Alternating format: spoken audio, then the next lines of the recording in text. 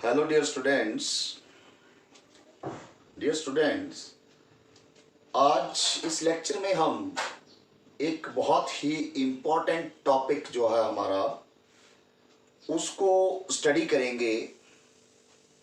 Time and work, काम और समय। ये बहुत ही इम्पोर्टेंट टॉपिक है। मैक्सिमम ऑल कॉम्पिटिटिव एग्जाम्स जो हैं उन सब में इस तरह के क्वेश्चन जो है वो इससे रिलेटेड काम और समय या टाइम एंड वर्क जिसको हम बोलते हैं, इससे रिलेटेड जो है वो हमें क्वेश्चन जो है वो पूछे जाते हैं। पुलिस में, आर्मी में या अदर कोई कॉम्पिटिटिव एग्जाम्स आप दे रहे हैं, ठीक है, एसएससी के, वहां पर ऐसे क्वेश्चन जो है वो आपको अक्सर मिलते हैं। 2-3 क्वेश्चन, 4 क्वेश्चन भी हो सकते हैं, ठीक है। और कई बड़े बड़े टेस्ट होते हैं हमारे पास, एप्टीट्यूड टेस्ट, तो उनमें भी ये चीज़ें पूछी जाती हैं। बहुत ही इम्पोर्टेंट टॉपिक है, इसको बड़े ध्यान से आपने समझना है।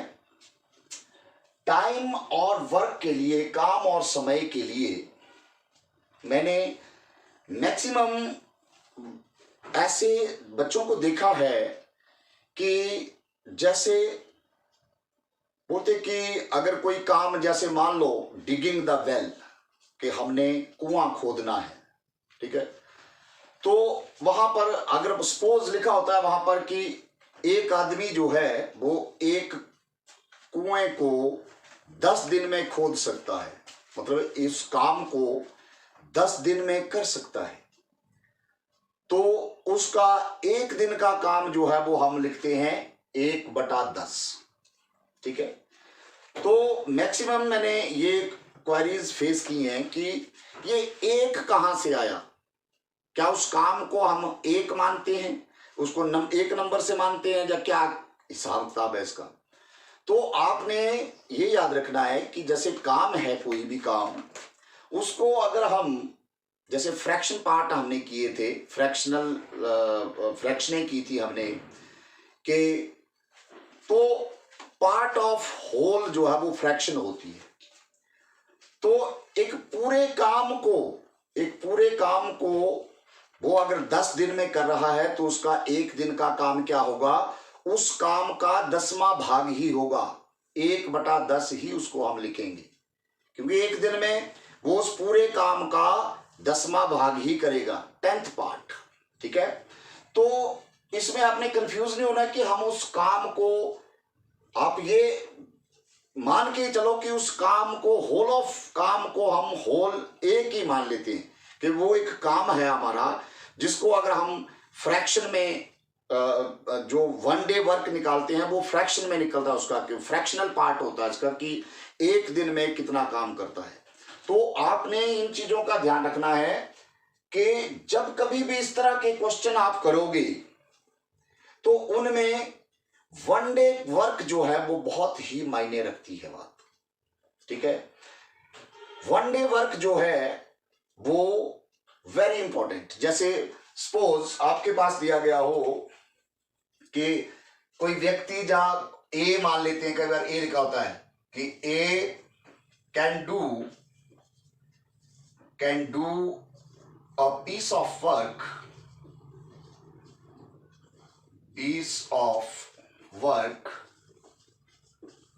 in 12 days, ठीक है, मतलब वो उस काम को कंप्लीट करता है 12 दिन में, तो उसका एक दिन का काम क्या होगा।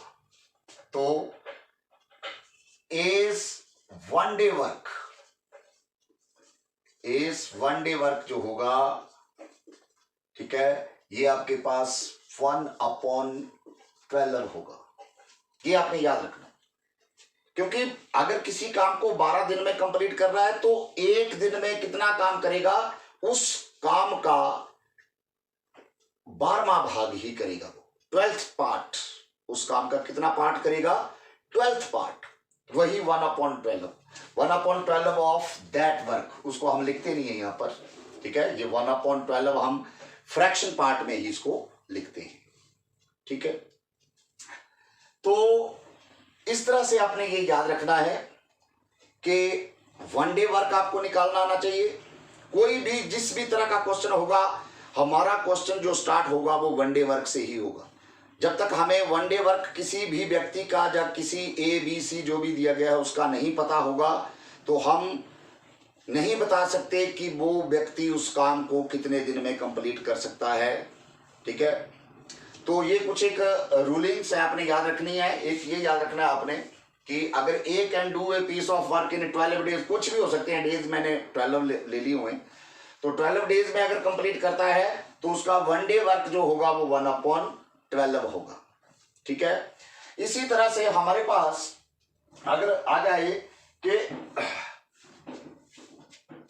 इसी को ही ले लेते हैं कि अगर ए का वन डे वर्क 1/12 है, तो इसका मतलब ए उस काम को कितने दिन में कंप्लीट कर रहा है, 12 डेज।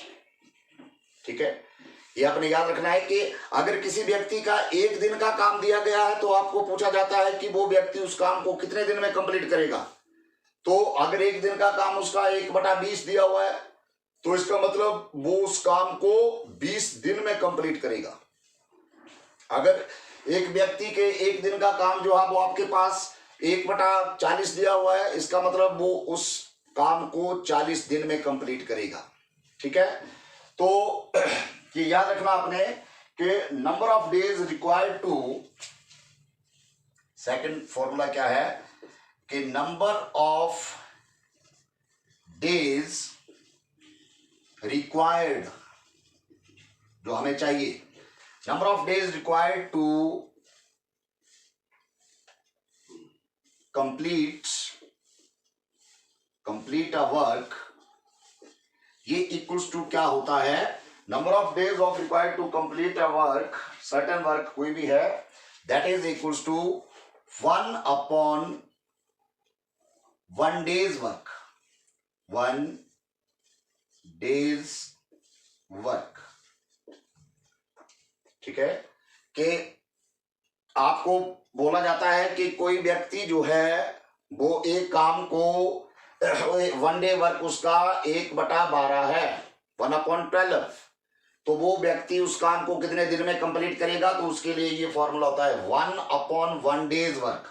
मतलब इसको अगर हम लिखें ऊपर वाले को, तो 1 उस व्यक्ति का वन डे वर्क कितना है, 1/12, और जब इस तरह से फ्रैक्शन आ जाती है तो ये क्या हो जाता है हमारा 1 × 12/1 हो जाएगा। नीचे वाली टर्म रेसिप्रोकल में हो जाती है। जब एक फ्रैक्शन का दूसरी फ्रैक्शन से हम उसको डिवाइड करते हैं, तो division of fraction you know very well, आपको पता ही है कि कैसे हम फ्रैक्शनों का डिवीजन करते हैं, उनको भाग करते हैं।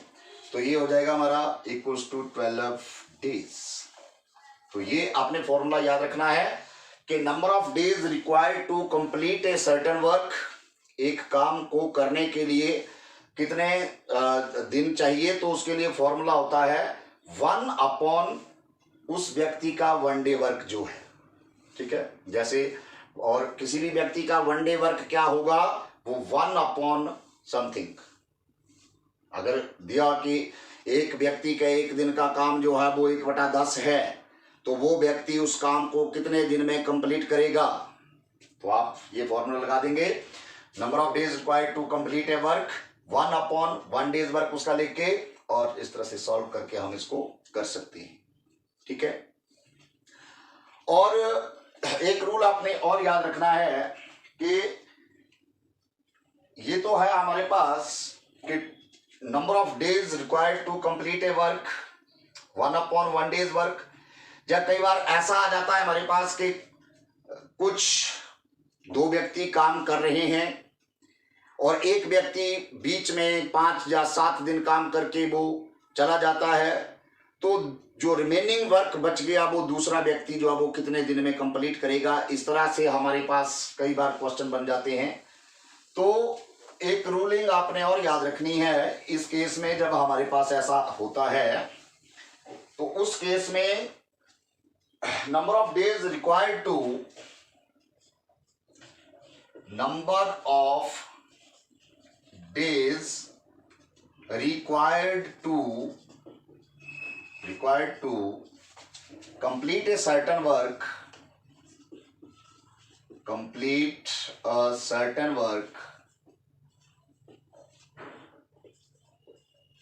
इस केस में क्या होता है, इस केस में आपके पास होगा work to be completed upon 1 days work.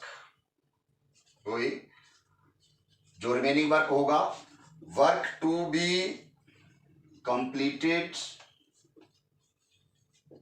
कि कितना काम हमें रिमेनिंग वर्क बच गया जिसको कंप्लीट करना है, और अपॉन में क्या होगा, वही 1 डेज वर्क, 1 डेज वर्क।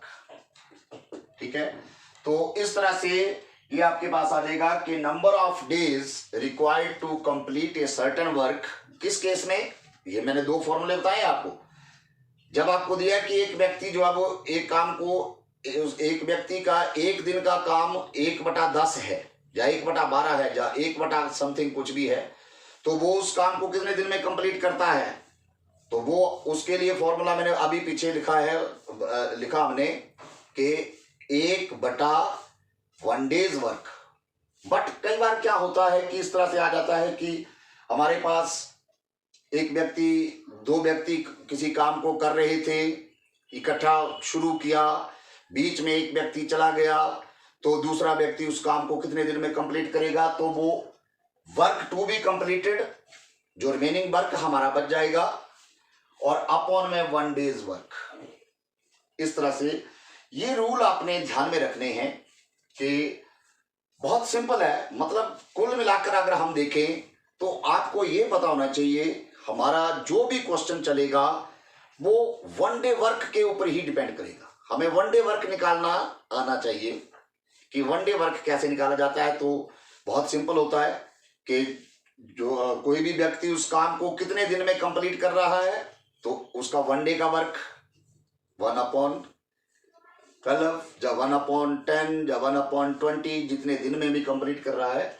तो अब हम इसके अकॉर्डिंग जो है वो कुछ क्वेश्चन करते हैं। जैसे सपोज आपके पास क्वेश्चन आ जाता है,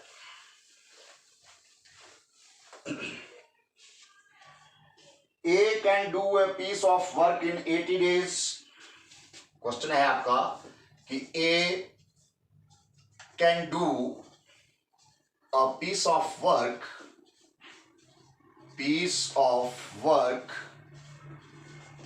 in 80 days, comma, B can do in 100 days, B in 100 days।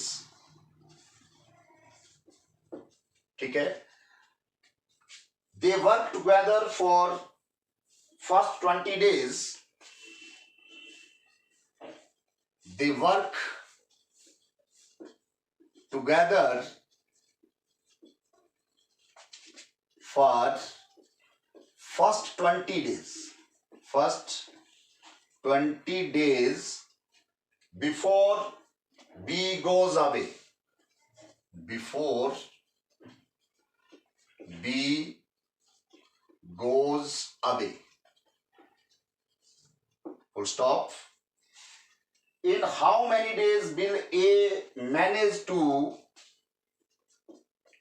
in how many days will A manage to finish the remaining work, finish the remaining work।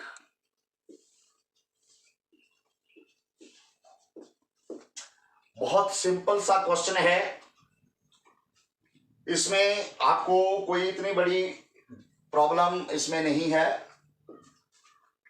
पहले स्टेटमेंट को समझना है कि A can do a piece of work in 80 days, कि A एक काम को 80 दिन में कर सकता है, और बी उसी काम को 100 डेज में कर सकता है। ठीक है, अब बोलता है कि they work together for first 20 days, कि फर्स्ट 20 डेज के लिए उन्होंने इकट्ठा काम किया। उसके बाद क्या हुआ कि बी गोज अवे, वो चला गया। तो अब in how many days will a manage to finish the remaining work.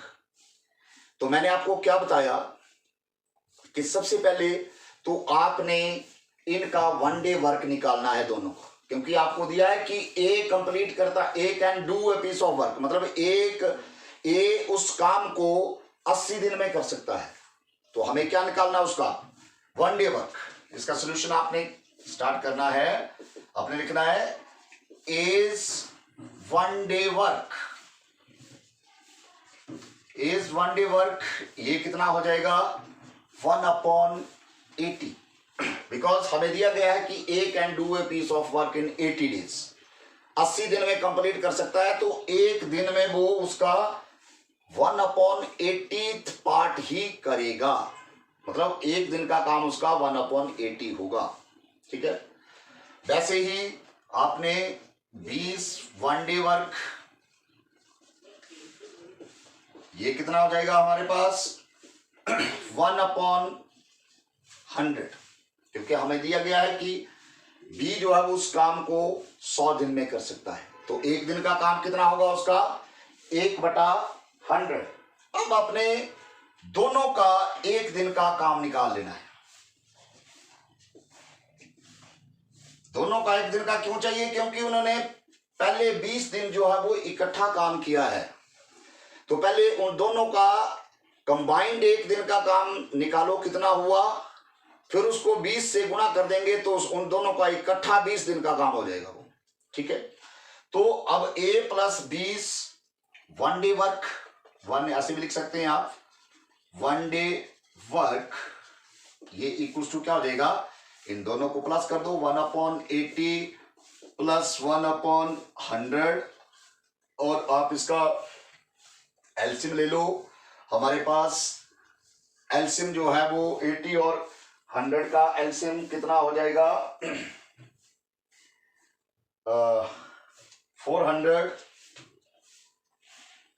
400 इसका एलसीएम आ गया। यहां आप निकाल सकते हैं 80 और 100 के लिए एलसीएम।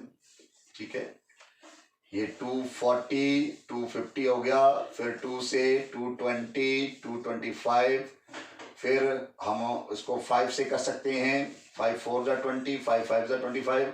अब ये 4 2 से ही जाएगा तो आप 4 5 जा 20, 25 जा 100, 100 2 जा 200, 400। फिर 80 से इसको डिवाइड किया 400 को, तो हमारा कितना आ जाएगा 5 5 1 जा 5 हो गया। 100 से डिवाइड करेंगे 4 बचा, 4 से 1 को मल्टीप्लाई किया 4 आ गया, और ये हमारे पास हो जाएगा 5 + 4 9/400। ये ए और बी का एक दिन का काम आ गया। अब ए और बी का एक दिन का काम हमने निकाल लिया, तो उन्होंने इकट्ठे काम कितने दिन किया हुआ है 20 दिन काम किया है इकट्ठे उन्होंने। तो अब वैसे ही ए + 20 20 डेज वर्क निकाल लो आप, 20 डेज वर्क, तो ये इक्वल्स टू क्या हो जाएगा 9/400 मल्टीप्लाई बाई 20। तो ये 0 से 1 0 कैंसल, 2 1 जा 2, 2 20 जा 100, सॉरी 40, तो ये हमारे पास हो गया 9 1 जा 9/20। तो उन दोनों का जो 20 डेज का इकट्ठा काम था वो आ गया 9/20। ठीक है, इतना काम उन्होंने 9/20, मतलब जो काम आपका जिसको हम होल ऑफ वर्क मानते हैं उसका 9/20 पार्ट जो है वो 20 दिन में उन्होंने किया है। ठीक है, ये आ गया उनका 20 दिन का काम। तो अब हमें क्या करना पड़ेगा कि रिमेनिंग वर्क जो है वो उसको निकालना पड़ेगा, क्योंकि अब बी जो है वो काम छोड़ के चला गया है, तो हमें उसका रिमेनिंग वर्क निकालना है। अब पहले सबसे पहले तो हमारा काम क्या है कि उन्होंने जो 20 दिन जितना काम किया दोनों ने वो हमने निकाल लिया। तो हमारा अब जो रिमेनिंग वर्क होगा यहां पर आपने निकाल देना है रिमेनिंग वर्क, तो रिमेनिंग वर्क क्या हो जाएगा, remaining work equals to 1 minus 9/20, क्योंकि होल ऑफ वर्क को हम 1 से मानते हैं। ठीक है, पूरा जो काम है वर्क हमारा, उसको जब हम फ्रैक्शन में लिखते हैं फ्रैक्शन, तो उसको 1/1 मतलब 1 होता है वो हमारा होल ऑफ वर्क जो है। ठीक है, तो ये 1 माइनस 9/20, इसका भी एलसीएम ले लेंगे। 1 और 20 का एलसीएम आ गया 20। अब 1 से 20 को डिवाइड किया तो 20 आएगा, 20 को 1 से मल्टीप्लाई कर दिया तो 20, माइनस 20 से 20 को डिवाइड किया 1, और 1 को 9 से मल्टीप्लाई किया तो 9, 20 माइनस 9, ये हमारे पास कितना आ गया 11/20। तो जो हमारा शेष काम जो बच गया, रिमेनिंग वर्क जो बच गया था हमारा बी के जाने के बाद, वो इतना काम जो है वो बच गया 11/20। अब इस 11/20 ऑफ वर्क, दैट वर्क जो भी काम है उसका इतना पार्ट जो है, अब ए जो है वो इस काम को कैसे मैनेज करेगा, कितने दिन में कंप्लीट करेगा, तो ये मैंने आपको बताया। अब आपने लिख देना है यहां पर number of days taken by A. Now therefore number of days taken by A to complete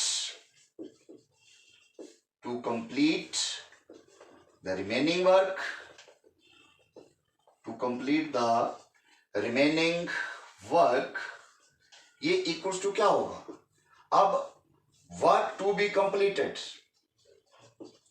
work to be completed, ये पाया मैंने फॉर्मूला आपको, और अपॉन में क्या, अब ए कंप्लीट कर रहा है तो ए का एक दिन का काम क्या होगा।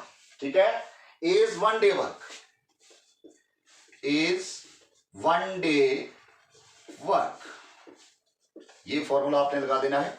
अब वर्क टू बी कंप्लीटेड कितना बचा है हमारे पास 11/20, और अपॉन में एज 1 डे वर्क क्या है, ए का 1 डे वर्क क्या था 1/80, ये था 1/80, क्योंकि हमारे पास क्वेश्चन में दिया था कि उस काम को कितने दिन में कंप्लीट करता है, वो 80 डेज में।